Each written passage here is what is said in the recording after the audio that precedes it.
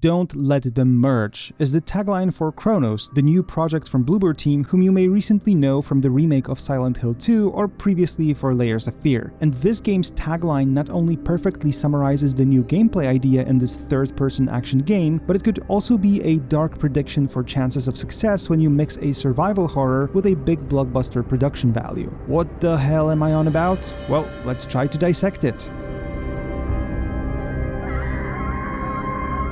Kronos: The New Dawn, much like Bloober's earlier games, wants to focus on a strong story, but the priorities have shifted significantly since Layers of Fear or Observer. Gameplay first is the idea this time, and with a similar production effort as recently seen in the acclaimed remake of Silent Hill 2.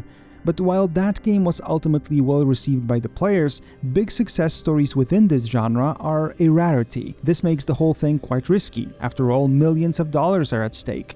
And apparently in this case it was too risky for a major publisher who dropped Bloober Team last year mid-development of Kronos. Fans of Dead Space mourned the series twice already, since apparently the remake of a second game was cancelled due to poor sales of the first game, and looking at Kronos, you can theoretically look for your new Dead Space in here. This is a game with a pretty unique scenario that combines many things that seem pretty cool. Like, come on, it has time travel. This in itself is cool. My colleague from GameStar dug deep into the game's mechanics, its story, and the development process. Three main questions that we'll try to answer here today are: what is Kronos actually about? What does the gameplay look like? And does it have any chance of surviving the horrors of today's gaming industry?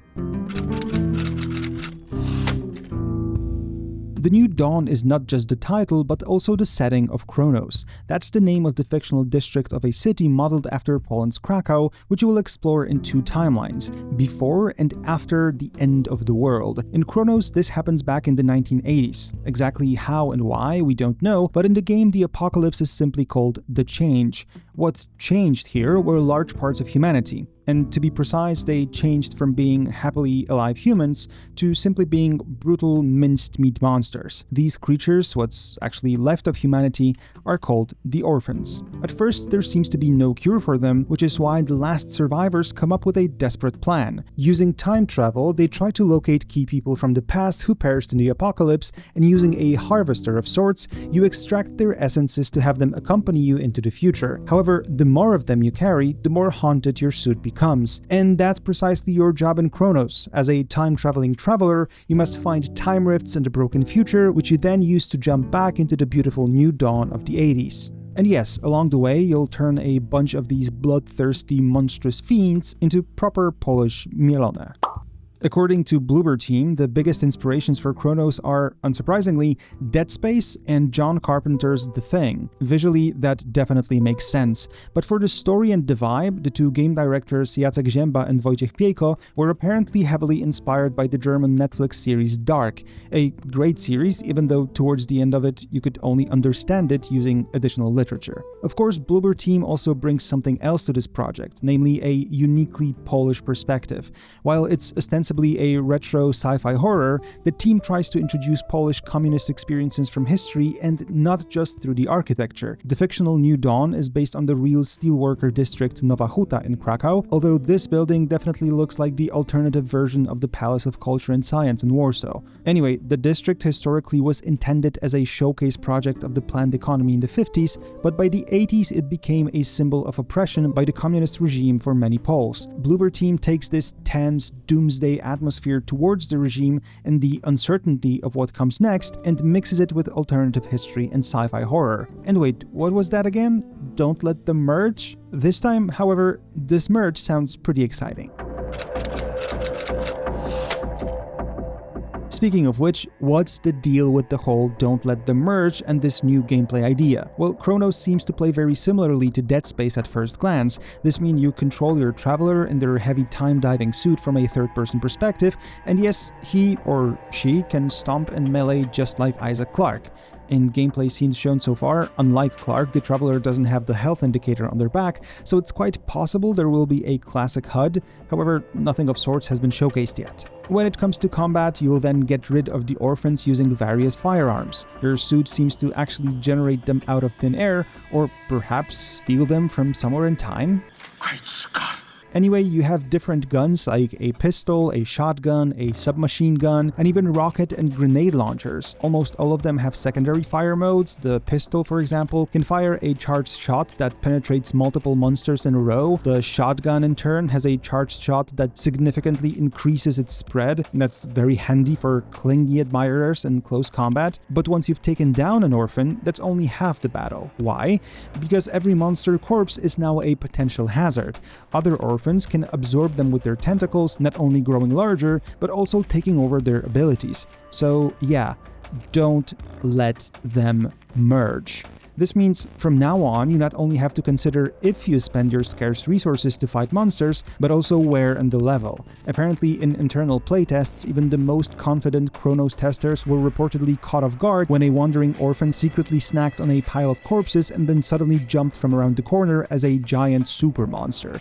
However, you're not completely helpless, because if you burn eliminated orphans, the corpses become inedible for their kin, so no more merging. But in order to do that, you'll need inventory space and the necessary resources for igniting the bodies, so it will be a constant trade-off deciding which pile of gore you turn into charcoal and which you leave as a buffet platter for other orphans. This is kind of reminiscent of the Crimson Heads from the Resident Evil 1 remake. But the game is not all about barbecues, there's also puzzles to be solved. In one scene, your traveler restores a destroyed bridge using some kind of time laser, or tumbles between worlds completely without gravity. The level design is said to be oriented towards the great example of the Resident Evil 2 remake, meaning you will likely return to familiar locations through the intricate corridors of New Dawn again and again, unlocking previously blocked doors with new keys.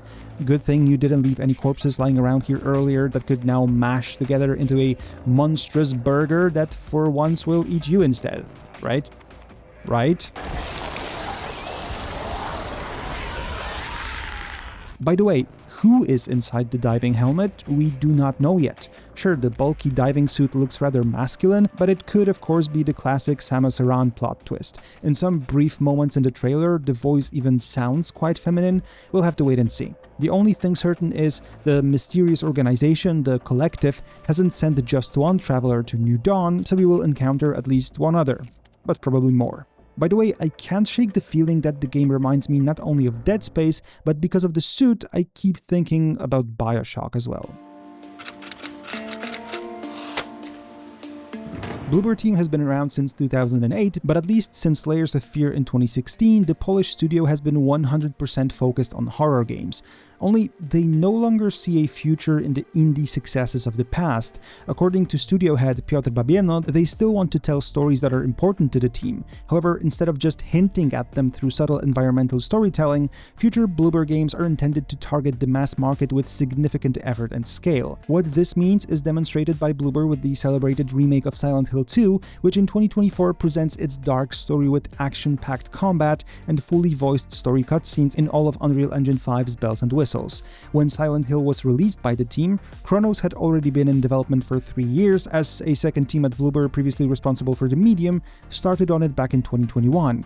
But instead of first coming up with a story and then designing game mechanics around it, as they usually do, this time it's gameplay first. So the don't let them merge mechanic came first, which Bloober ironically built from two initially separate game ideas. This concept, with the working title Project C, was then presented to the publisher Private Division. In May 2024, they surprisingly terminated their publishing deal with Bloober Team to cut costs, but for Private Division it was too late anyway. Take-Two shut down the label just 6 months later. However, after the great success of Silent Hill, Bloober is now simply doing it by themselves, because not only Kronos, but also the next horror game, Project R, will be self-published by Bloober Team.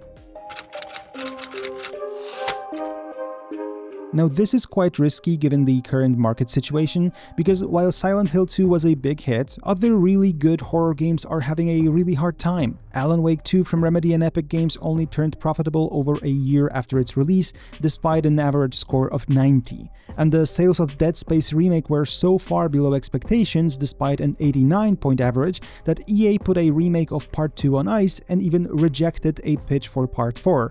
So Dead Space is, once again, effectively dead. There's no space for Dead Space. Therefore, it doesn't exactly fill me with confidence when the game directors talk with shining eyes about how the major inspirations for Kronos are Alan Wake 2 and Dead Space. Sure, I love both games dearly too, but if they are already failing when it comes to sales, what chance does a completely new IP in an extremely unconventional setting have? Especially one developed, according to the new company philosophy, not with small indie effort, but with large blockbuster production values. But well, one can still dream. Or have nightmares, that depends on your preferences. I think it's great that the team is trying something completely new here, and I naturally hope it becomes a huge success. Not just because I find this gameplay approach with the monster merging cool, but also the setting and the atmosphere totally drew me in, but it's no wonder if you like the major inspiration behind the project. Whether it will work out, we'll find out soon. Kronos: The New Dawn is scheduled to be released later this year for PC on Steam and Epic, PS5, and Xbox Series S and X. But what do you think? Do you think Bloober Team is heading in the right direction with Kronos? Or would you prefer smaller productions from the Polish studio again? Let us know in the comments, and consider checking other videos on the channel, it's really appreciated. Thank you for watching, take care.